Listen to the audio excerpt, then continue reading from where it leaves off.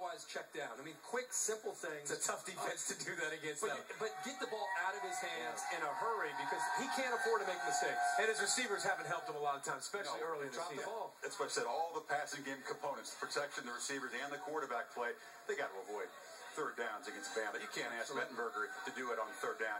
A.J. McCarron, meanwhile, we talked about the trust, those play-action first down throws. That were such a big part of the championship game. He's thrown 5 touchdown passes on play-action the last 3 games. Hasn't thrown a pick on a play-action pass since the LSU loss last year. Yeah, exactly. And if you're looking at this from an Alabama standpoint, and you got this speed and the intimidation of LSU's defense, I think it's going to be similar to the national championship. You've got to pick your spots to move the pocket, the bootleg. This LSU defense at night in Death Valley, they are so aggressive, and they are coming after the line of scrimmage and attacking the line of scrimmage. They've got it. He was 14 of 20 on 1st and 10 play action pass in the championship game. I think it's going to take a similar kind of effort to try to get LSU on 1st and 10, man-to-man coverage, and roll out away from that pressure. We talked about Alabama being a heavy favorite in this ballgame in Death Valley. If you switched quarterbacks, would that be the case?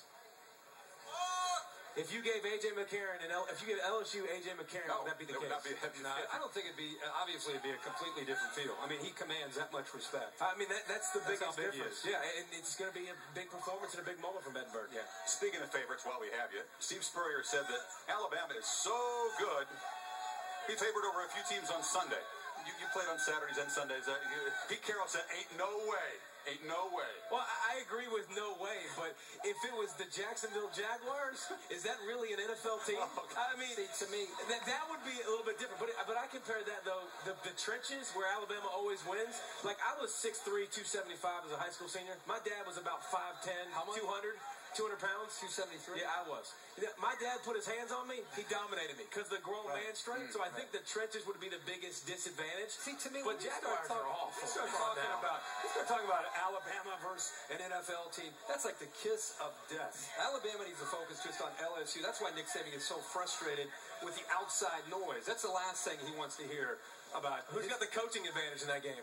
Let's put that aside. Which game? Des, real quick, what happens Alabama against the Jaguars or anybody else?